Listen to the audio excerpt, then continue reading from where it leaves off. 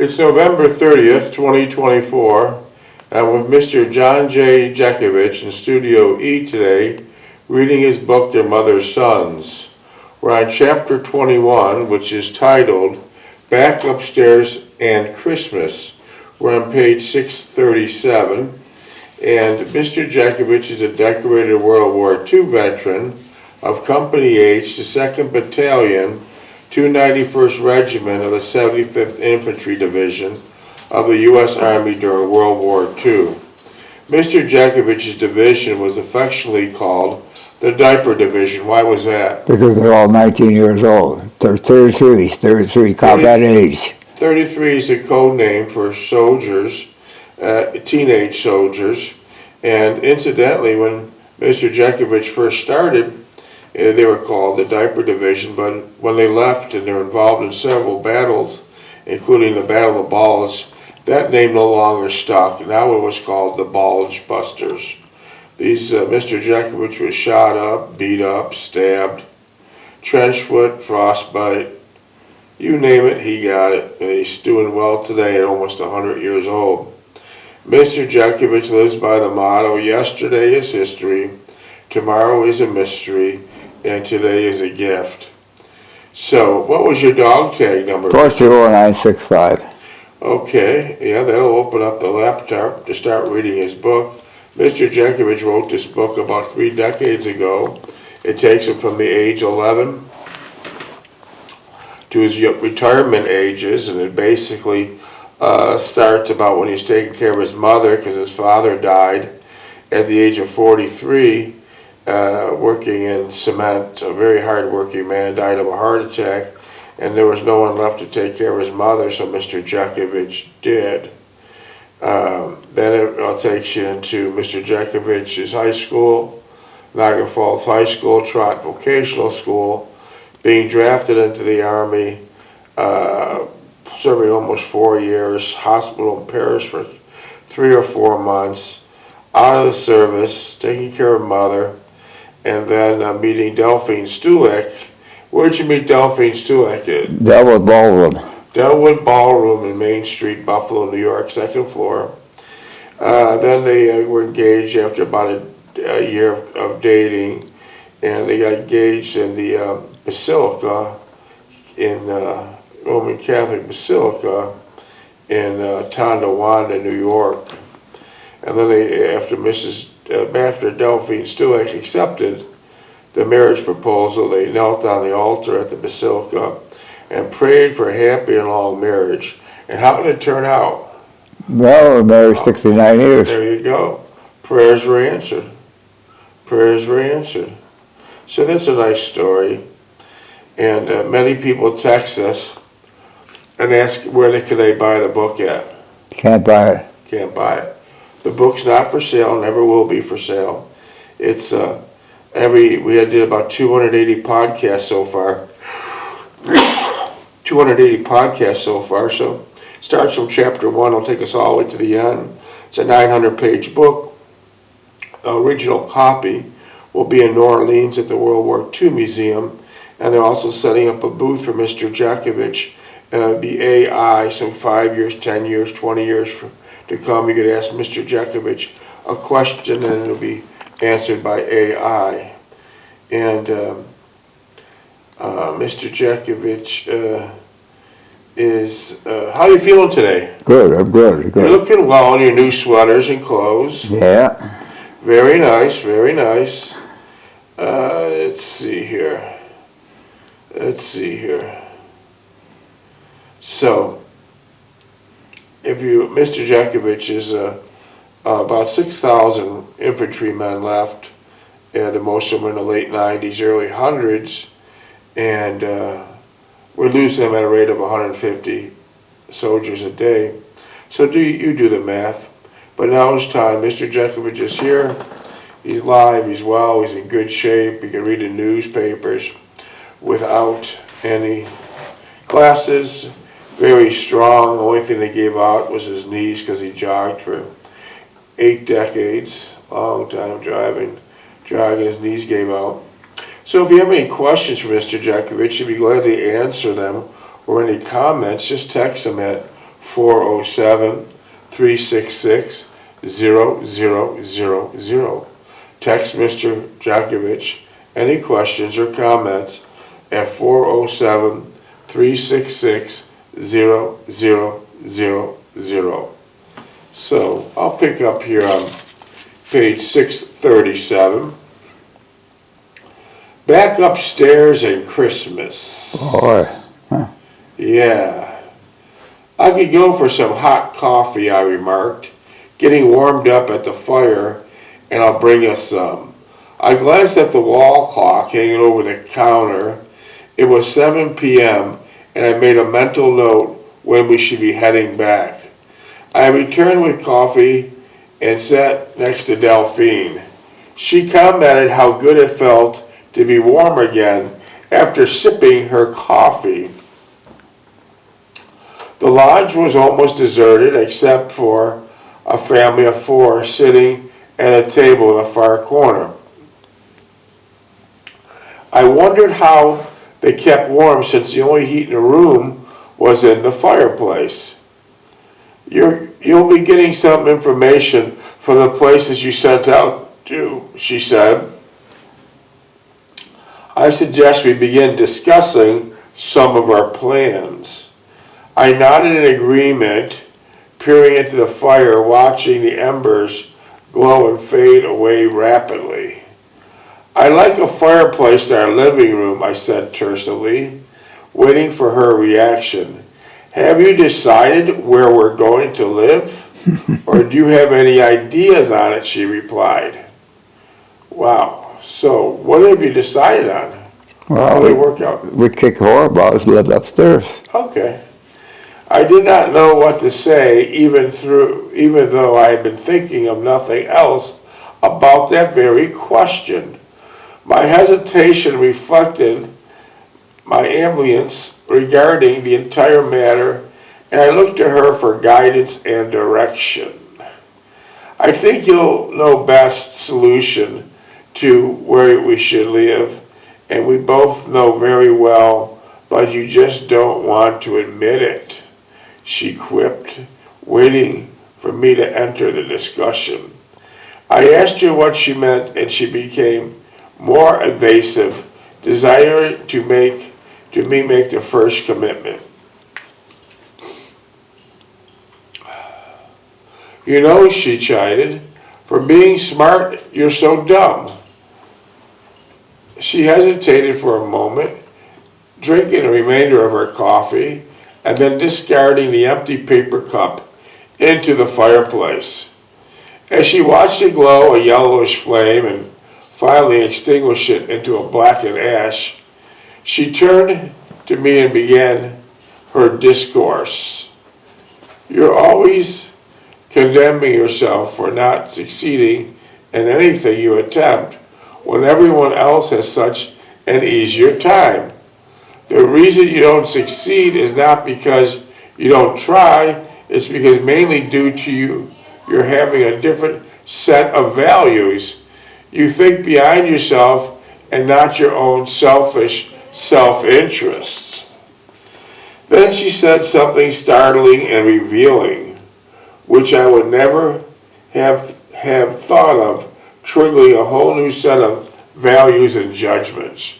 She continued, you very seldom win, for always winning means you have betrayed certain values for which you should have been willing to fail. She had condensed our very real enigma into a few select words, and she did it without uttering a word about where to live or the very positive dilemma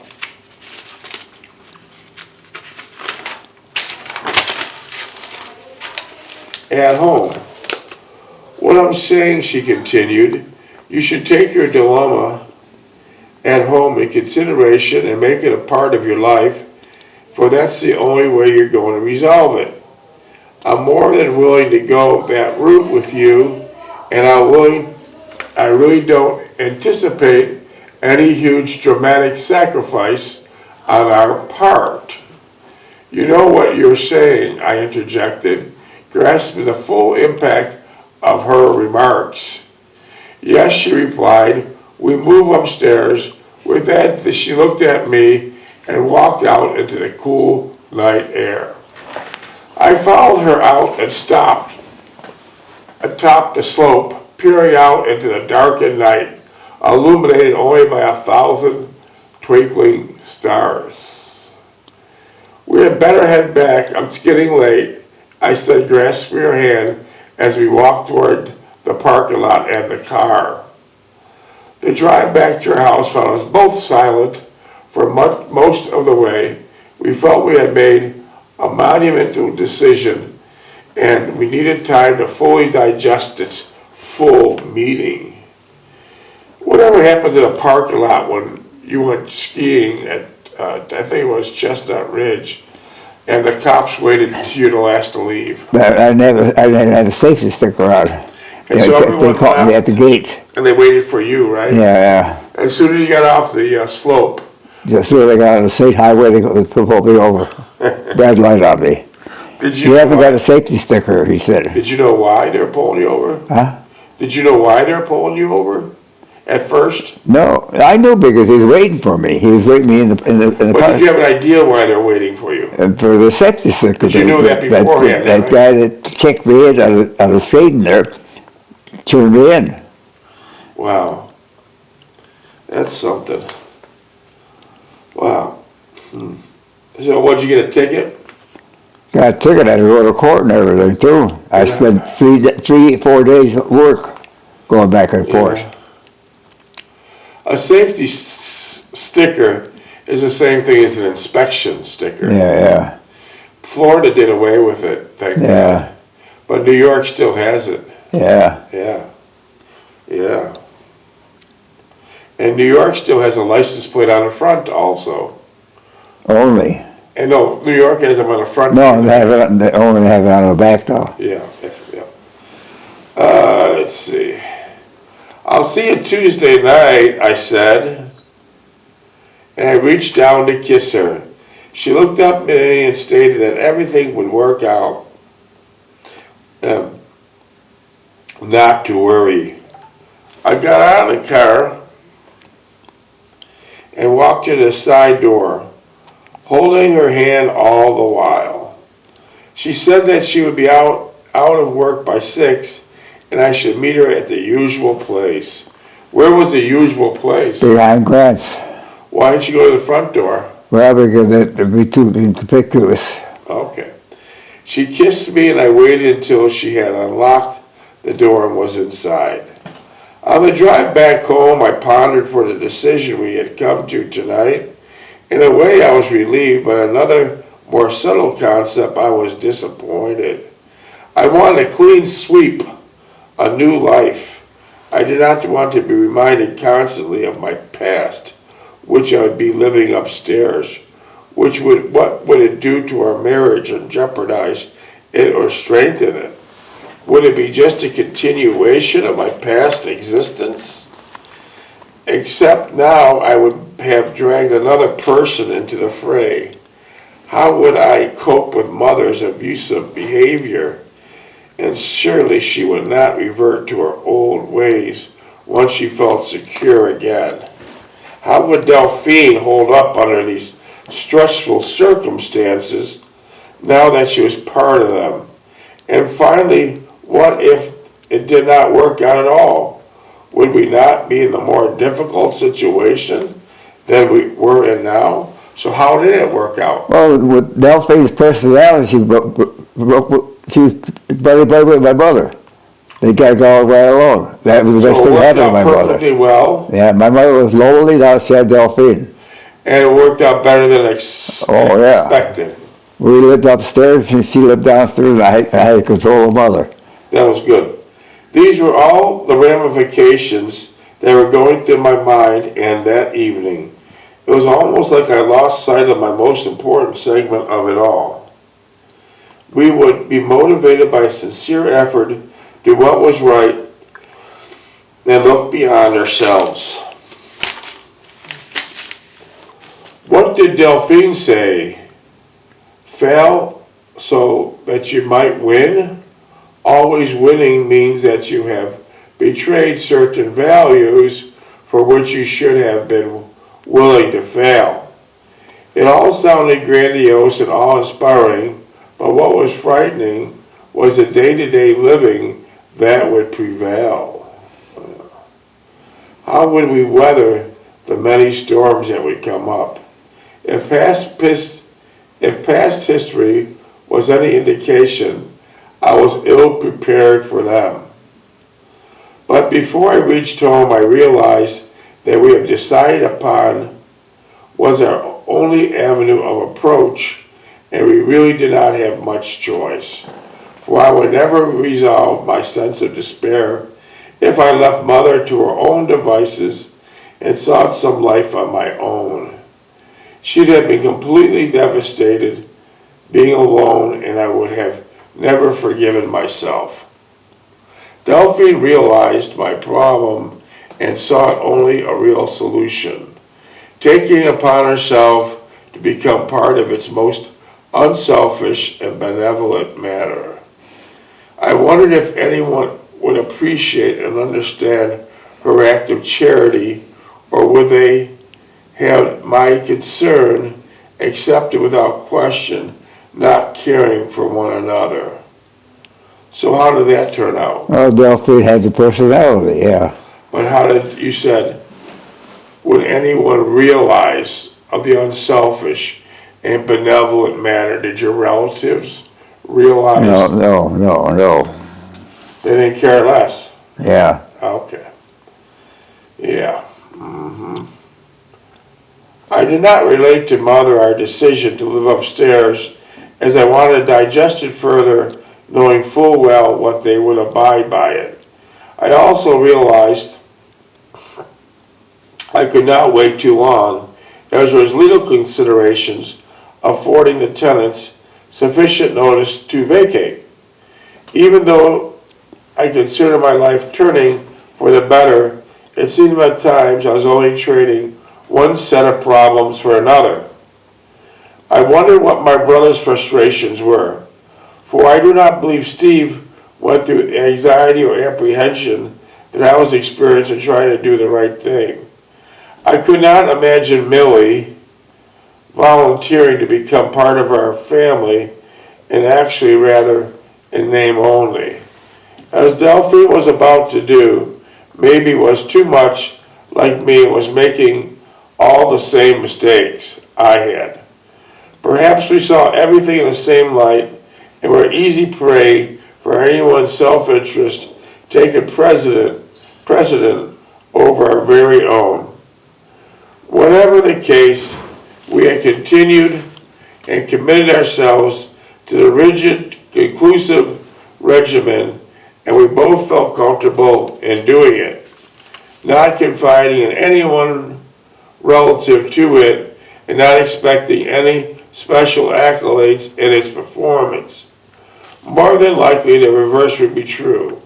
No one would care in any case, but would seek our ulterior motives for our actions, never comprehending our true motivation.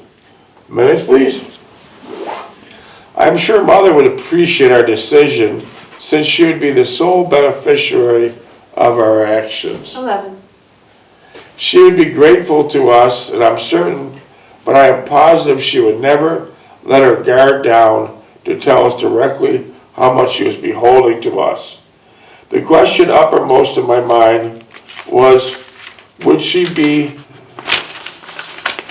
content with what we provided her with, or would she seek out new ground to conquer and control? Only time will tell, but at this early stage of our thinking, all we could anticipate and hope for was the best possible life for all of us. It was all reassuring conjecture on our part, but what else would we have to put in our fate in? Through the initial period of adjustment with Mother and Delphine, I thought of Renee and how she must be looking after Delphine and guiding her.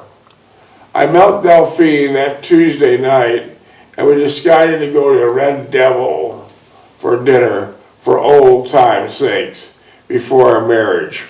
We discussed how we met the first time, and we came here on one of our dates.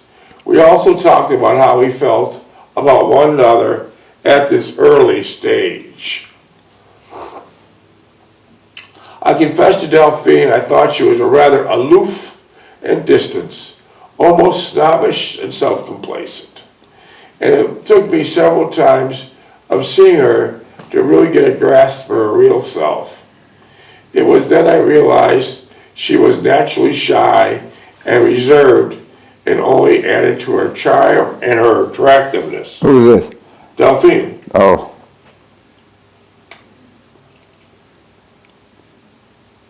She was amused by my comments, and her only defense was that she was overwhelmed by me, which took me by surprise.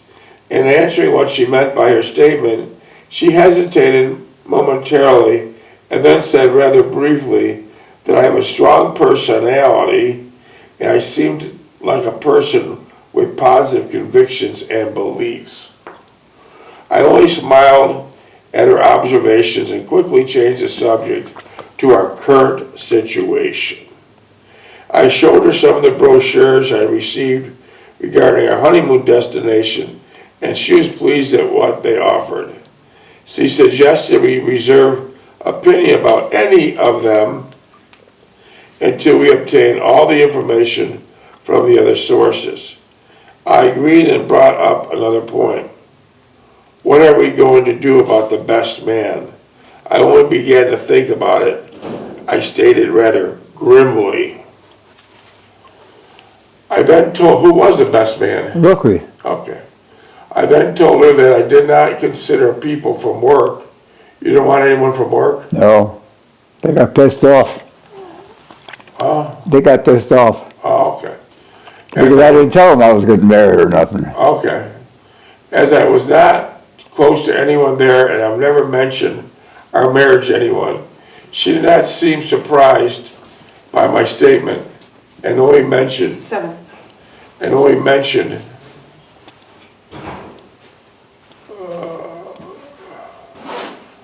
she didn't suggested okay. I told her that I did not consider people from work as I was not close to anyone there and had not even mentioned our marriage to anyone. She did not seem surprised by my statement and only mentioned casually that she had asked Rosalie to be her maid of honor. She had consented and was delighted to be part of the wedding party. We had that other girl, I can't think of her name. We had two girls there. Helen or Eileen. Wait, Rosalie? And another girl was there. Helen, or I say Helen. Okay. Okay. Let's see if it comes up here. I was glad that she was resolved by the part of the formality of the wedding and then asked for input. How about your brother, she asked, matter of fact. He seemed like the logical solution to your dilemma. My brother Steve, I answered. He lives out of town, and I don't believe he would find it convenient to partake. No, your other brother, she quickly responded. I didn't recall his name, and you said we'll mention any of them. How about Rosalie and Agnes? Yeah, that's what it was, yeah. Yeah. Looky, voicing my objection in the tone of my voice. I don't believe he's a good choice. Why don't you believe Looky was a good choice? No, he's never home. Okay. All right. He was too unpredictable, and besides, I don't think he would accommodate us. I did add, rather reluctantly, that I would think more about it, and that I would think more about it, and did not have anyone else in mind. You're just a loner, she replied, mollifying her response with a smile and almost a twinkle in her eye. I knew she was right to a certain extent, and was not totally surprised when she said it. I never wore my image of a loner as a badge of distinction and eminence, but always felt it was a private thing not to be tampered with, and held it up to ridicule and derision. Oh, Delphine said that, huh? Yeah, she says, you're a loner.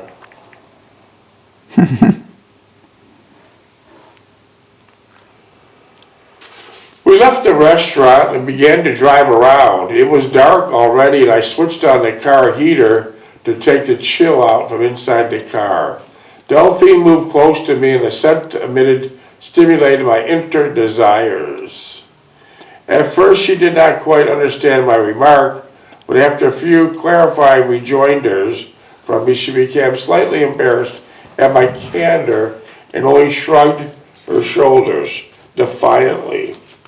I took her hand and brought it to my lips and kissed it, holding it there as warmth radiated throughout my face and slowly ebbed in my senses.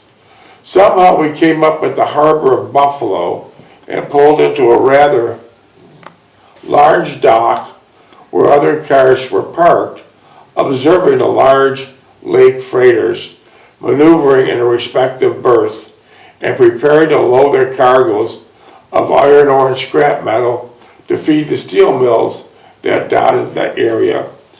So in Buffalo, Lackawanna, there was a lot of steel mills then. Yeah, oh yeah, still have. Still there. They employed thousands of people. Oh yeah. Were they good paying jobs? Oh, they were good paying jobs, yeah. Better jobs than Kimberly. Oh yeah. Did you ever look into it? No. Why not? Well, that's Buffalo. I was living in Niagara Falls. Too far, right? Yeah. Okay. Let's see. I left the car engine running to allow the heater to emit its warm air and kept the windows clear so that I might watch the freighters as they scurried about their business. It was fascinating to watch them, the mammoth hulks of steel positioning themselves as if some giant hand were placing them in the right spot so that we might fulfill their function. 2.5. Okay. So you watch these freighters, huh? Yeah. And do they have cargo on top of them in containers? No, in the well, in the cove, yeah. They were big freighters. They were going all over. And they were bringing what, steel here or ore? Steel, alloys, ruby things that they have. And did you also watch these freighters get unloaded? No, when they took off to Okay, so they were loaded from here, going probably to another country. Going to countries all over, overseas and everything. So they were taking the product from here. About how many freighters were out there? Oh, I'd say about 20. That's quite a bit. I wonder if that's going on now. Oh, yeah. Pretty good, huh? They still got the steel mills there. Oh, yeah, yeah. And Lackawanna and Buffalo, right? Yeah. Wow, minutes, please. And so, so what did you finally decide on your honeymoon? 1.5. Poconos. And what other choices were you thinking of? Well, we got a lot of brochure on it, but we said we'll go to the Poconos. How'd you get brochures? Where'd you find the information? The New York Times. Okay, so you went to the newspaper, and then you wrote them a letter. I just sent a postcard. Postcard. And then they sent it to your house on Orleans Avenue? Yeah. And then you and Delphine sat down and went over them? Yeah, see what's over there, go, yeah. What was the next runner-up besides the Poconos? It was California, so we're not going to California now, it's too crazy. Yeah, yeah. Anything else? No, that was it. And did your brother Lookie gladly accept being the best man? No, he didn't, had nothing to say about it. But he showed up. Oh yeah, he showed up, yeah. And he, 30 seconds. huh? Surprisingly. And he stayed for the whole wedding. Yeah, So he turned out to be a nice fella. yeah. Well, he had that, what's his name, Helen, he was talking to Helen all the time. Oh, okay. So it turned out perfect then. Yeah. Yeah. That was a really good setup. That's good. About 45 seconds. I guess we'll pick up the rest of this All tomorrow. right. Sounds good.